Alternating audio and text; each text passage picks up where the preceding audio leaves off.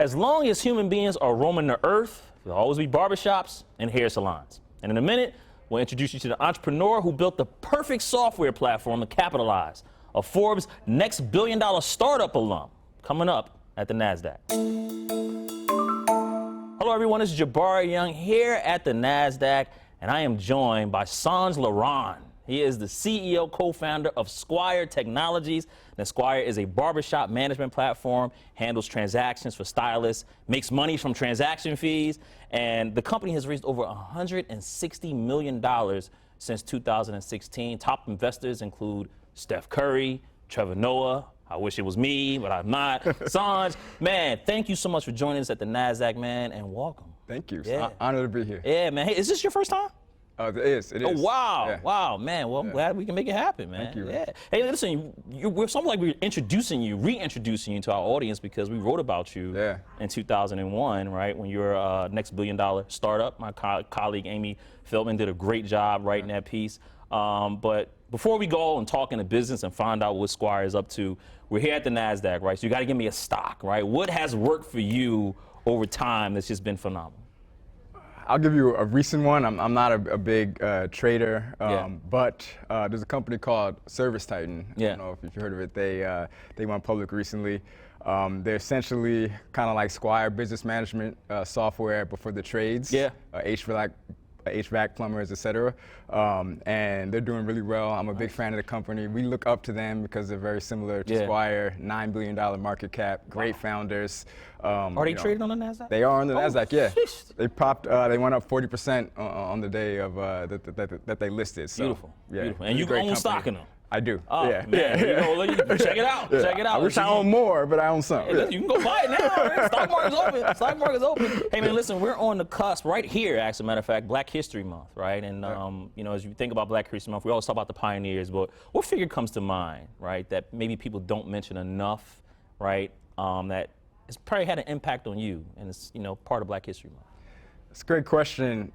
One figure that I often think of, and part of the reason is because I live on a block named after him in New York City, is Frederick Douglass. Frederick Douglass. You know, I think that he, in many ways, is like almost like one of the forefounders of this country in terms of the values that, you know, he instilled in just the trajectory of his life. I think it's just super inspiring. Somebody who went from being born enslaved all the way to being at the height of society and having the ear of the president at the time. Just incredibly inspiring to me. Absolutely, absolutely, man. Well, listen, we're here in 2025. So much has happened, man. We got a new administration, DEI destroyed, unfortunate plane crash in DC, man. If you had to describe one word that has summed up your 2025 so far, we're still early, Songe, but if you had to describe one word, you know what I mean, again, Black founder, in tech at that, what's it been like for you navigating the year so far? It's tough in one word, but I probably would say resilience. Resilience. Because I think that's something that we're all gonna need, and as you mentioned, it's been a tough year in many ways for many people. But you know, I'm confident that we, Squire as a company, and you know, other communities are going to be able to, you know, get through it because we have that resilience and that grit. So yeah, I'm hopeful though. You know, I'm optimistic. Always, as an entrepreneur, you have to be optimistic. You know, I think this is going to be a great year, and hopefully things will get better. Yeah, most definitely, man. Well, again, jump into your business, man. Software company, and you got that name watching Game of Thrones with your partner, right? Dave, right? Squire. I'm like, Squire? It's an assistant that wants to be a knight one day, if I'm not mistaken, right? I'm paraphrasing, but Squire, right? And I looked on the website, and there it is, blasted in bold, all-in-one barbershop management business. For those who may not know what Squire is, or maybe they've used it and don't even know that you were co-founded it and the CEO, how would you describe the company? You could think of Squire as being almost like the operating system of the barbershop. So we want to do everything for these small business owners to run their businesses so they can just focus on cutting hair. So that's obviously the booking of the appointment, payment, point of sale, marketing, payroll, you name it, Squire really wants to be providing everything for these business owners. And that's really been our mission, to empower them, support them, and we think that they're a really critical part of society. Yeah, and then you can do everything with this, right? You make appointments, and barbers can collect fees from people if they own the shop, from other chairs and barbers that they have. And one of the things is you can also recruit other barbers, look at other high performers and find out, I'm assuming that you can maybe steal another barber if you see that he's doing well within the Squire app. But you launched in 2016, right? And I'm looking, you raised $120K of seed money at first. 143 pitch competition, right, in New York to stay there, and that brought you about $650,000 when you won that competition, second place. Yeah. I know you said you was one first. We're still a little tight over that. Yeah. And that turns into a Series A in June 2019 for $8 million. You have a Series B, and then you get to the Series C, which is the $60 million in 2020, and that's where Steph Curry, Trevor Noah come in. Tiger Global as well. Series D in July 2021. And that got you to a valuation of over $700 million. And in November 2024, I see a $35 million debt financing round from Silicon Valley Bank. That's all accurate? Absolutely accurate. Anything change over the last few years, because tech companies have taken a hit valuation-wise? Is your valuation still at that number, or lower or higher?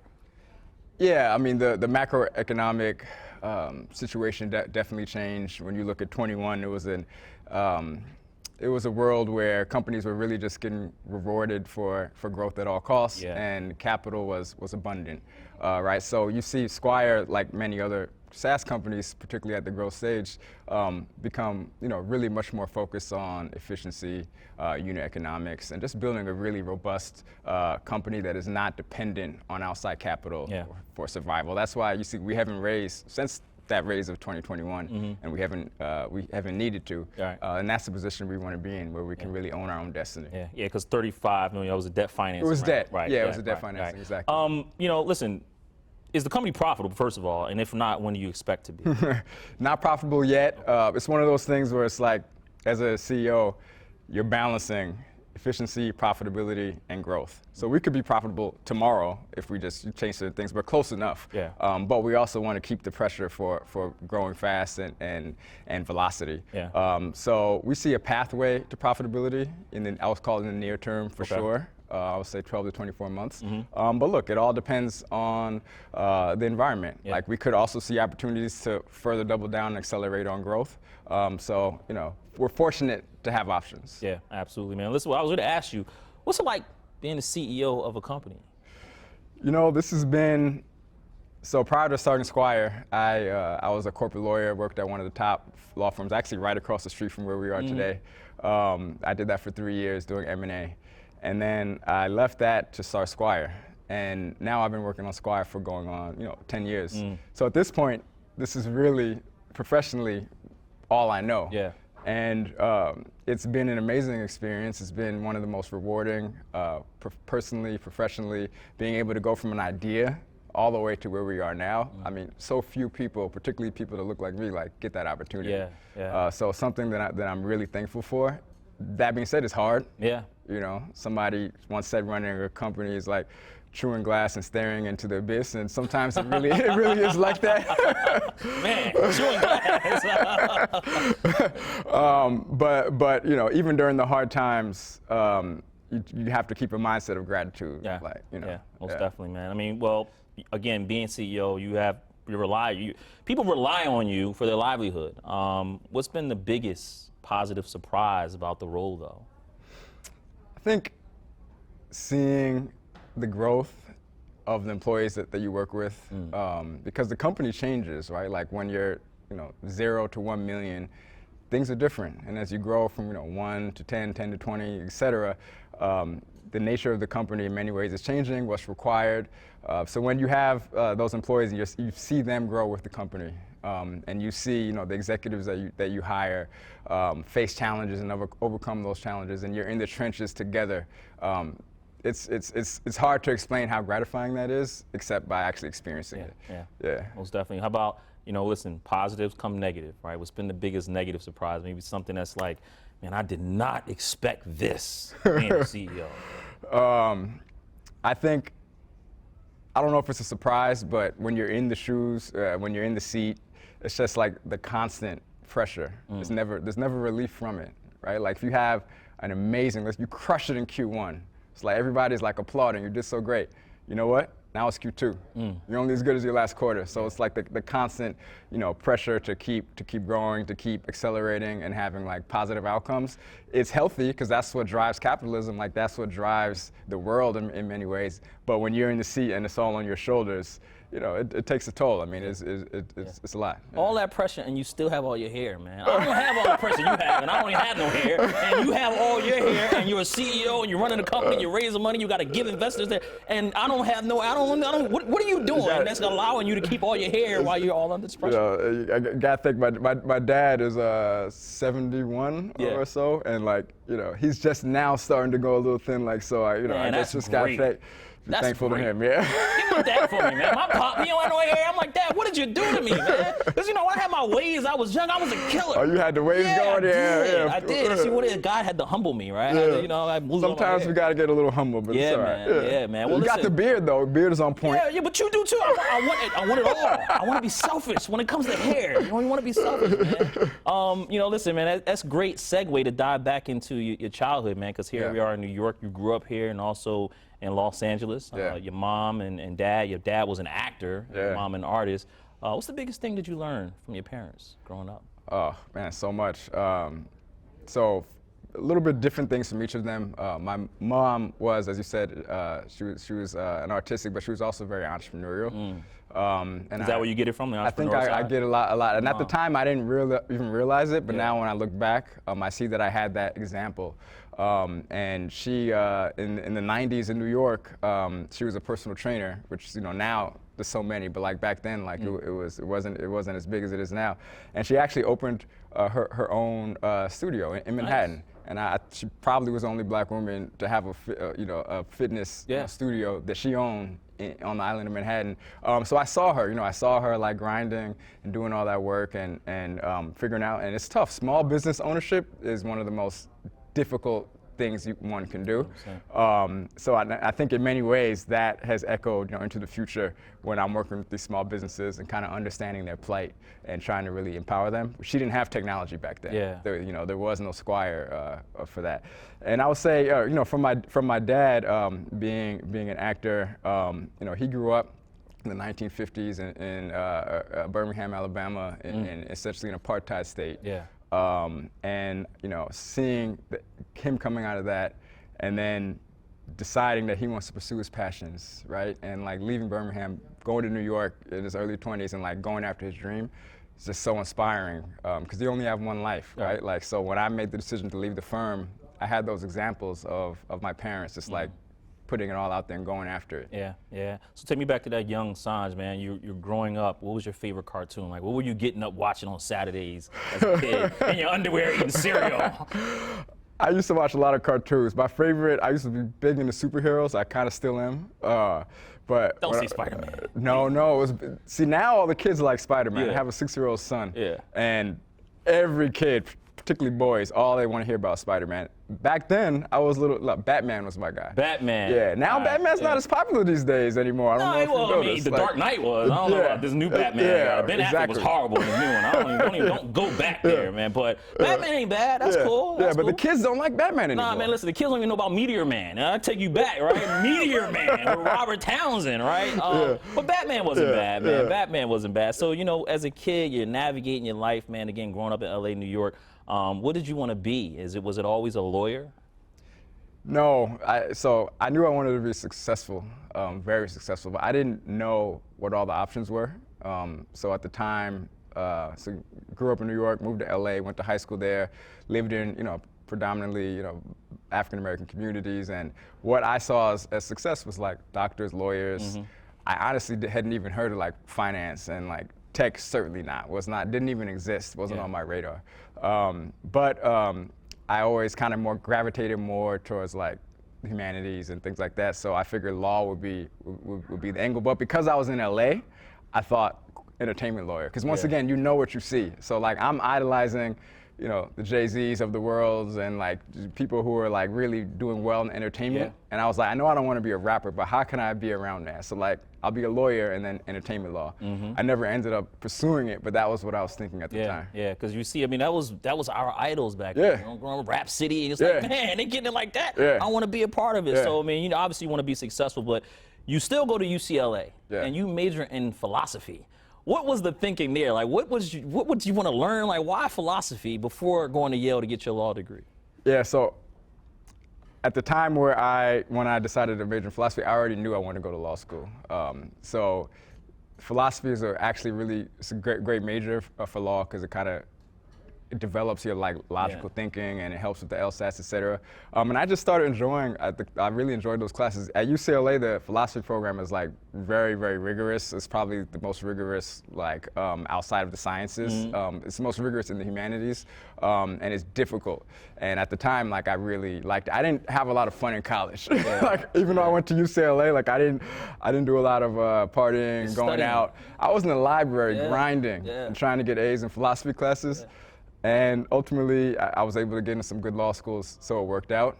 But that's the main reason. And I think what it instilled is just this sense of a constant curiosity and questioning. And I think for entrepreneurship, that actually is important. Yeah. Because your job is to constantly find solutions, find answers, and always be questioning like why, how can things be better? Yeah. So yeah. Yeah, that's a very good point, man. Always questioning the why, Absolutely. right? Asking that, what do you need solved instead of, all right, I'm gonna just go and play copy and paste. Like that's a very good, you know, philosophy to have, and that's, you know, connecting to that, your education there. But so let's go into how you did it, right? Building Squire, because you know you said earlier at the top of the show you were a lawyer, left that, you know, again meeting your co-founder Dave was at a party, right? And you all sit down and y'all going through it.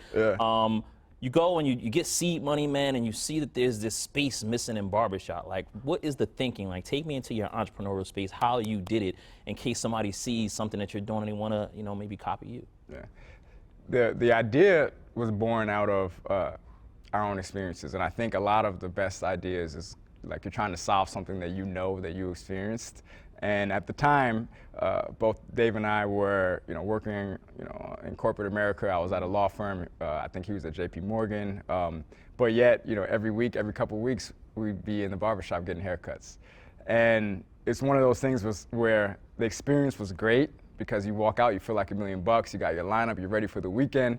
But also the experience was terrible because you might have to wait, you might have to pay cash or go to the ATM. The wait could be 10 minutes or it could be an hour. It's just depending on how lucky you are that day. And it left us thinking like, why is it like this? This is such an important part of our lives and lives of so many other men. Why is there no technology improving this situation? So that's how we got the idea, was solving our own problems. Yeah, solving and going.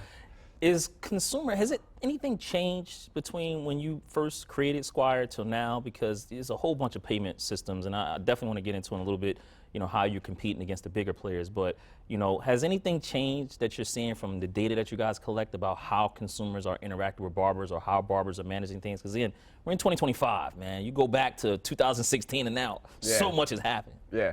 I think there's more of an acceptance and an embrace of digital payments. At that time, it wasn't novel. I mean, there were credit cards, obviously, but there was more pushback from some barbers on wanting cash, you know, for various reasons. Now, much less so. And I think that they are responding to their clients, to people getting haircuts. If you're charging $40, $50, $60 a haircut, people want to be able to pay tap to pay. They want to be able to pay on their phones. They want to use their cards. Yeah. So I think that's probably one of the biggest trends that's changed over the years. Yeah, yeah. Well, since the last time we've covered you in 2021, I say that you put out a tweet in 2023 that has surpassed 1 billion in payments processed, right? Yeah. What does that even mean, and how is that helping the company when you say 1 billion in payments processed? Because again, you tweeted it, so I'm assuming that's a big, you know, mark for the company. Yeah, you know, $1 billion is just a big number, so it's a big milestone that we're excited about. So payments processed, you can think about it like a payment that takes place, a transaction that takes place on Squire, where the user actually also pays. So we're handling the payment. Alternatively, they could book on Squire and then pay cash or use some other form of payment. But for us, we really want to control and facilitate as many payments as possible. So we want as many people booking and paying for a few reasons. One, we think it's a better consumer experience, but it's also better for the barber, right. because they get that money locked in. If somebody tries to no-show last minute, they can still get all of it or a percentage of it back. And that $1 billion figure, so it took us 9 years, I think, when I tweeted that, to get to 1 billion, from 0 to 1 billion. Now we're already at 2 billion. Wow. So now we're doing $1 billion annually wow. in payments. In payments process. Now, I'm assuming if you're processing these payments, you collect transaction fees from them, right? To make money off of that, right? Is it anywhere like 100 million? I mean, how much are you collecting from this? What's the percentage that you guys are getting from when you do these transaction fees? It varies. Generally, it's on the lower end compared to all the other options out there. We work with a payments partner, Stripe, I'm sure you've heard of. So it's not like we're keeping all that money, like Stripe is taking a percentage, interchange fees, et cetera. But we're not at the 100 million revenue yet. But we have a clear pathway there. We're knocking on. We're in the neighborhood. Now, listen, it's good to be in the neighborhood. Ain't nothing wrong with being in the neighborhood, right? Two, looking at your journey, yourself and your co-founder Dave. Two things stuck out, right? Obviously, it's the 43 North, right? That accelerator program in New York. If you had to talk to an entrepreneur about why they should look into that program, because again, you guys won $650,000, second place, right? So I guess first place was $1 million. And so, but why would an entrepreneur, why do they need to look into 43 North as a way of maybe getting their company off the ground? 43 North is a great program. It's based out of Western New York, Buffalo, and it was a partnership with the New York government to help foster economic development in that region. And it's a pitch competition, and the winners get like real significant capital, and it's investment. It's not a grant, so they retain some equity. At the time that we did it, I believe it was 500, 650, or $1 million. Now I think, I could be wrong, but I think everyone at least gets $1 million. Oh, wow. So the numbers have gone up. Right. So Even if you finish last place, you get $1 million? I believe so. I could be wrong. But even finishing last is hard. Like, they get hundreds and hundreds of applicants. I understand. I mean, you, I'm sure, would. You've got the gift. But yeah, super competitive, great program. And then once you're in it, they require you to have some presence in the region. So have an office there, do some hiring, which we did. And we found that the area was just really helpful to us. We hired great employees, and we still have them to this day. You only have to stay a year at the time that we did it, but we still retain our office, and we have a lot of employees in the region. Yeah, it reminds me about the accelerator program down in Oklahoma City. It's great. Not Oklahoma City, it's Oklahoma, Tulsa, as a matter of fact, and it's built in Tulsa. Phenomenal program, but again, you got to stay there to do it. And then the other piece of your history, pitching Steph and Trevor Noah, right? Did you have to actually pitch them or pitch their business partners? And how do you pitch a Steph Curry? Yeah, so I actually have never met Steph. And I met Trevor not from pitching him. After he had already invested, I was out one night at a club in New York, and I saw him, and I just ran up on him like, yo, I'm Songe, whatever. And at first he was like, who's this guy? And then when I said Squire, he was like, oh yeah, the haircut thing, that rings a bell. Super, super cool, super friendly. He funny, just like he is on TV. He's like that in person, so we chopped it up for a minute. But so how do you, when you don't meet them, I guess you got to go through their business partners? So it was through one of the funds who invested in our round, also works with them, and then kind of brought them to the table, and they were interested. Did Trevor have any questions about the business, or was it just? Not to me, like not that I know of, because we didn't have any direct interaction. Well, listen, man, again, as we wrap up here, looking at it long term, is IPO. Is that still in your future? I was listening to some podcasts. I know you have mentioned it before, but again, things change. Things change. Yeah. I mean, look, we're opportunistic. If in a couple years that makes sense, we'll definitely explore it. We're not like pre-IPO or like planning on that right now, but could definitely happen. Right here at the Nasdaq, right? Yeah, I mean here, I'll be back. And how are you competing with the Apple Pays, the Cash Apps, the Vimos, those other peer-to-peer payment services? Because again, you can go through Squire and make payments there and other ways, but how are you competing against those big people? Because if I had to go to the barbershop, I could just send him Apple Pay as opposed to go to Squire. How are you doing that? So the main way is making the experience better for the barber. Yeah. Because we have an all-in-one mentality. So one system does everything. If the payment takes place on Squire, everything is handled. It is connected to the client. You can really track all your records in one place. It's just a seamless type of experience. If it takes place off of Squire, now you've got 2 ledgers you have to account for. You have to go back, and it just makes everything a little bit more difficult. But the only way to beat them is by having superior product, superior experience, and offering more value to the ultimate customer, which is the barber.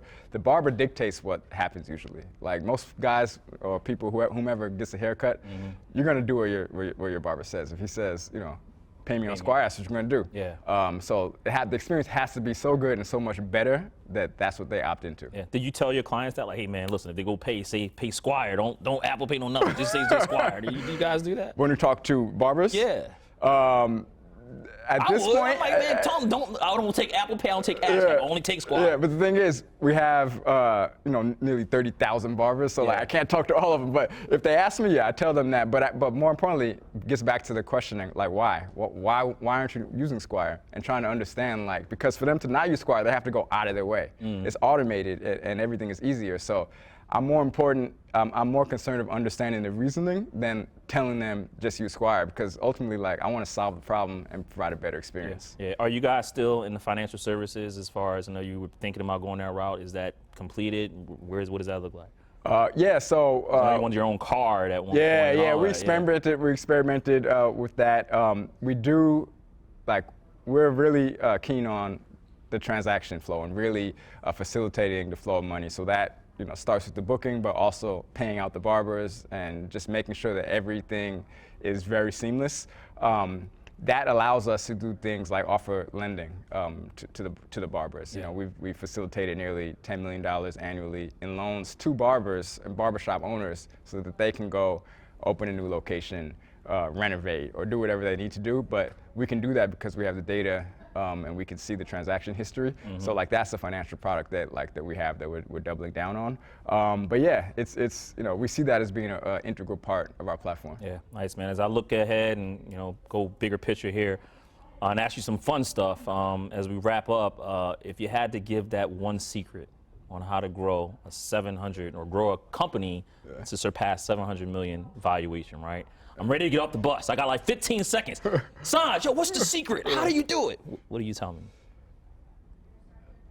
I would tell them never lose sight of your customers, because that's everything. That's the lifeblood.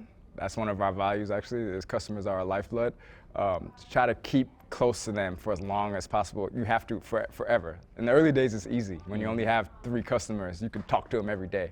But when you have thousands of customers, how do you keep that relationship? And that's important, because if you lose that, then that's it. That personalization. Just the understanding, a deep understanding of their needs, their wants, what drives them. Like, we actually owned a barbershop, or ran a barbershop after we came up with the idea of Squire. That's right, yeah. So you can see how it works. So we could put ourselves in our customers' shoes. That customer centricity, I think, is so important throughout the life of the company. Yeah, so to dive in and actually find out what the customers are going through. Yeah. Not a lot of people do that, man. They just have these products.